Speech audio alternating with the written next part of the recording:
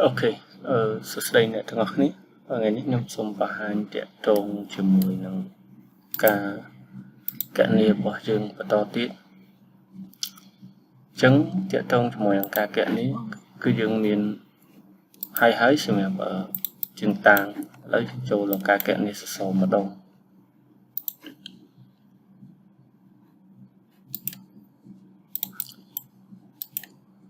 trứng nhom xôm bật trẻ trông chùm mùi nâng đi xa về tí sân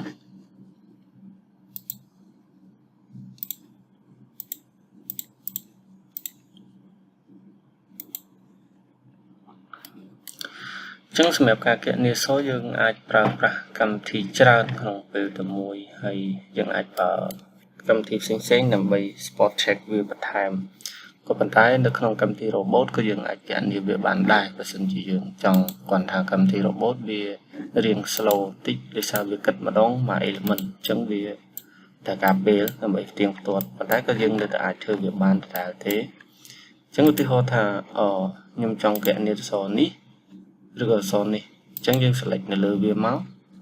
hay dương chọn lừa biệt thà design tọa máu series bẩn này tọa máu dương chọn lừa design hay dương chọn biệt provide reinforcement OC design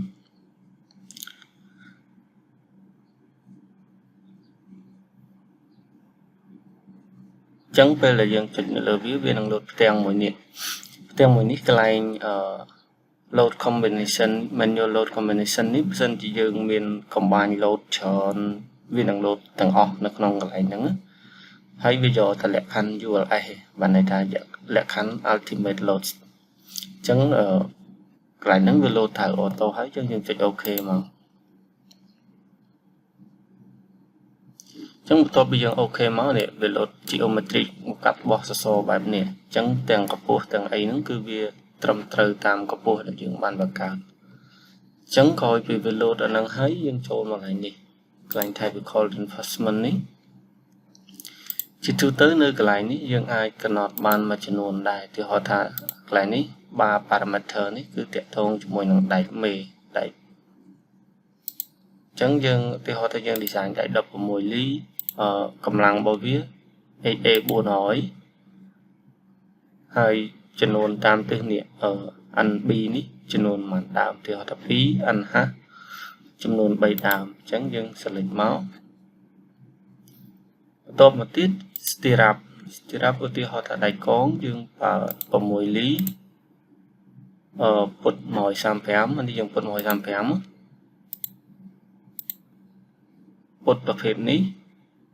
hay ca bồng rê bỏ viết cứ mặt tật mũi ở dương bì mà thòng mà đà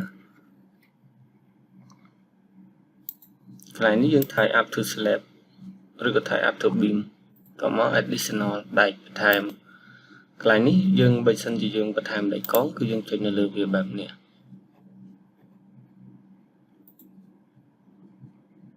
bây giờ bật time thế cứ dương do anh ấy thòng mà đà tại bật time dương additional đại conแบบnày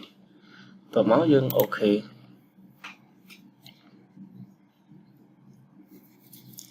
trên cái này về tha incorrect diameter to transfer reinforcement chỉ tôi tới nướcក្នុង ACI code đại con bảo viết về đòi và còn đọc lý thì nice map code bỏ sọc kê tại vấn đề sọc chứ vì mình bánh hà thế sự map càng nhiều nó bỏ dương pra đầm đời caក្នុងស្រុករបស់យើងcòn là vì offline vìក្នុងcode sa code về trong vậyហ្នឹងplain story parameter níគឺយើងរក្សាទៅយើងកណនីជាន់ x0 តមកកន្លែងនេះយើងអត់បាច់កំណត់កន្លែងខាងលើនេះក៏បានយើងមកចាំកំណត់នៅខាងក្រោមនេះតែហ្មងក៏បានដែរកន្លែង reinforcement parameter នេះយើងកណនីអនុលោមតាម ACI code 318 M14 អញ្ចឹងកន្លែងដែកនេះទីហៅថាយើងប្រើដែក16លីកន្លែងនេះយើងបនដលឬក៏អត់មានន័យថាយើងចងប្រអប់ឬក៏អត់បើយើងគិតប្រអប់នៅពេលដែលវាធ្លាក់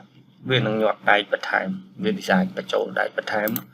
ប៉ុន្តែបើសិនជាយើងបែបនេះគឺវាគិតតែចំនួនបែបហ្នឹងទេវាព្យាយាមរាយតាមចំនួនហ្នឹងហើយចំពោះកន្លែងផ្សេងនេះយើងដូចជាអត់ចាំបាច់ នេះទេកែប្រែពីកូដទេគឺរក្សាតាមទម្រង់នឹងដដែល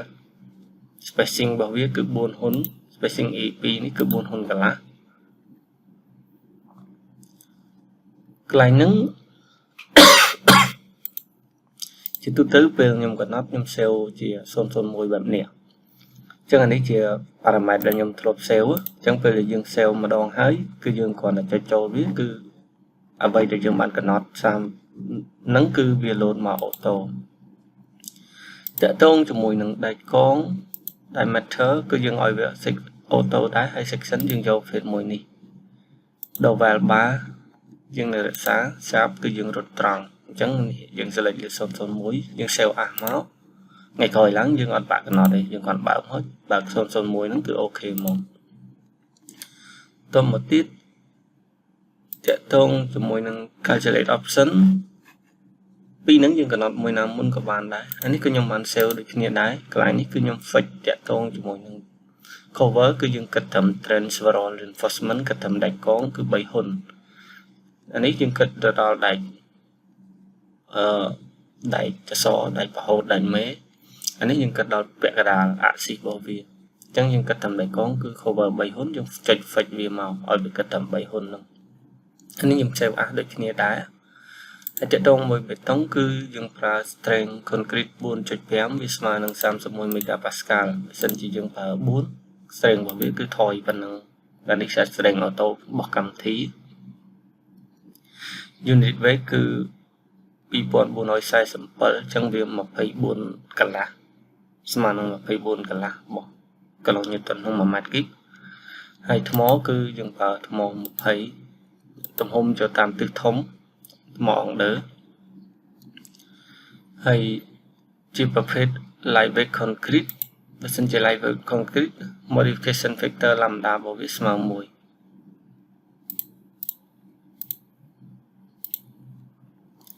តកតងជាមួយនឹង aggregate គឺយើងយកខាងលើហ្នឹងទៅចឹងបាច់ចាំដូរពីកូដទេតកចំតងជាមួយនឹងដែកប្រហូតគឺយើងយក bell 99អញ្ចឹង strength របស់វា400នេះ strength របស់វាទាបផុត400យើងក៏អាចកែ strength បានដែរបើសិនជាយើងចង់កែប៉ុន្តែយើងប្រើតាមកូដទៅ400ហើយដែកនេះយើងប្រើ16លីទៅហើយនឹងលក្ខខណ្ឌដែកកងគឺ235យើង select មួយចំនួនក៏បាន select យកតែដែក6លីក៏បានប៉ុន្តែវានឹងគិតតែដែកទូចមកមុនហើយកាលណាអត់ជាប់បានវារត់ទៅដែកធំបន្តអញ្ចឹងយើង save ដូចខ្ញុំទៅហើយយើងអូខេទៅវាជាប់ហើយអញ្ចឹងថ្ងៃក្រោយឡើងយើងគ្រាន់តែបើកវាមកបែបនេះវាមានឈ្មោះដែលយើងបាន save ហើយអញ្ចឹងយើងអូខេមកអញ្ចឹងវាលឿនចំណេញពេលវេលាអញ្ចឹងក្រោយពីកំណត់ប៉ុណ្ណឹងអស់យើងចុចនេះ calculation calculate មកនេះវាលោតដូចគ្នាស្តៀងនឹងខាងលើដែរប៉ុន្តែខាងក្រោមយើងកំណត់ parameter មួយបានអញ្ចឹងបន្ទាប់មកយើងចូល column result នេះគឺជា interact diagram របស់វាអញ្ចឹងយើងឃើញ interact diagram របស់វាគឺវាលោតមកស្អាតបែបហ្នឹងហើយសរបស់យើងវាជាប់ក្នុងលក្ខខណ្ឌ safety factor ហ្នឹងគឺអានេះ 1.20 អញ្ចឹងជាប់លើ 20% អានេះលើ 50% អញ្ចឹងមកកាត់សយើងគឺបែបហ្នឹងអញ្ចឹងយើងចូលមើល column reinforcement នេះកាត់ section បែបហ្នឹងដែក4ដើមដែកកងនេះ16លី4ដើមដែកកង6លី22កងហើយនេះវារាយខាងក្រោមញឹកកដាលយើងមើលមករហូតមកកន្លែងនេះយើងអាចចូលមើល calculation load របស់វាបាននេះ level ឈ្មោះរបស់អក្សរបើសិនជាយើងបង្កើតឈ្មោះអក្សរនឹងផ្សេងច្រើនវានឹងលោតឈ្មោះឲ្យ level 1ម៉ែត្រ fire rating 0មក environment ខ្លះ middle ហើយ column របស់យើងគឺអូខេ material property នេះយើងអាចមើលទៅវាមានអីខ្លះតើទៅមួយ geometry នេះសសររបស់យើង23កម្ពស់របស់វា3.73 ម៉ែត្រកម្រាស់ slab 1 ទឹក2កម្ពស់ធ្នឹម cover អញ្ចឹងតើទៅមួយ calculate option គឺយើងប្រើតាមកូដ ASI 3.8.14 slender take into ទិសដៅ y non sway structure tile slab load តកតងមួយ load នេះដូចខ្ញុំបានបញ្ជាក់គឺវាយកលងលក្ខខណ្ឌ ULI ហើយនឹង ARI ហ្នឹងគឺវាយកមកទាំងអស់ប៉ុន្តែពេលវា design វានឹងជ្រើសរើសអាណាធំជាងគេគឺវាគិតក្នុងលក្ខខណ្ឌគ្រោះថ្នាក់នឹងដែរហើយនេះជា load ដែលវាយកមក design ហើយនេះជា moment ដែលវា select យកមក design នេះតកតងមួយ combine sin load list ដែលវា select មក design ចុងក្រោយឃើញវាយកអាធំ combine ដល់លក្ខខណ្ឌ ultimate មកអញ្ចឹងចុងក្រោយវាមាននេះវាយកក្នុងលក្ខខណ្ឌ 1.2 1.6 និង 0.5L រូប line load អញ្ចឹងវាមាន moment ស្មើនឹងប៉ុណ្នេះអញ្ចឹងយើងអាចយកអាហ្នឹងចូលទៅ check ជាមួយនឹងការគណនាបាយបានអូក៏ load អញ្ចឹងបន្ទុកដែលមាន7លើអក្សរគឺ 527.30 អញ្ចឹងវាប្រហែលជា 52 តោន moment តាមទិស y 15.90 តាមទិស z 19 អញ្ចឹងនេះ POE MOEA ដែលវាយកមកសិក្សាហ្នឹងអញ្ចឹងយើងអាចមើល report របស់វាបានហើយវាមាន data analyze direct តាមទិសដៅ y អីហ្នឹងវាមកទាំងអស់ buckling analyze អីវាគិតឲ្យទាំងអស់ហើយចុងក្រោយគឺ reinforcement របាយការណ៍តាក់ទងជាមួយនឹងដែក 416 លី 22 កង 6 លីហើយចុងក្រោយគឺ material survey ហ្នឹងតាក់ទងជាមួយនឹងបេតុងក្នុងសសរនឹងមួយដើមនោះប្រហែលជាមួយផ្លានជាង 0.19 ម៉ែត្រគីបពុំក្រាបពុំគឺ 3.18 ម៉ែត្រការ៉េអញ្ចឹងប្រភេទដែកហ្នឹង total weight 23 គីឡូដង់ស៊ីតេប៉ុណ្នេះមកកាត់ដែកប៉ុណ្នេះតាក់ទងជាមួយនឹង survey ដែកគឺវាឃើញប៉ុណ្នេះគីឡូចំនួន 4 ដើម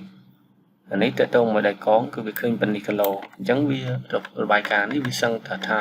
full ដែរអញ្ចឹងតើតងជាមួយនឹងការគណនាអក្សរហើយយើងមានប៉ុណ្ណឹងសិនជាយើងចង់គណនាអក្សរផ្សេងនឹងខ្ញុំនឹងបង្ហាញអក្សរផ្សេងបន្ថែមទៀតហើយយើងអាចប្រើកម្មវិធីផ្សេងដើម្បី check បានជាមួយវគ្គក្រោយខ្ញុំនឹងប្រើកម្មវិធី SP column ឬក៏កម្មវិធីជំនួយផ្សេងដើម្បីផ្ទៀងផ្ទាត់ជាមួយនឹងការគណនាអក្សរហ្នឹងតែខ្លះគេអាចប្រើ CSI column អីក៏បានដែរអាហ្នឹងវាជំនួយដូចគ្នាសម្រាប់ការផ្ទៀងផ្ទាត់ទៅលើយើងគណនាដៃអញ្ចឹងតាក់ទងជាមួយនឹងវីដេអូយើងជួបគ្នាប៉ុណ្ណឹង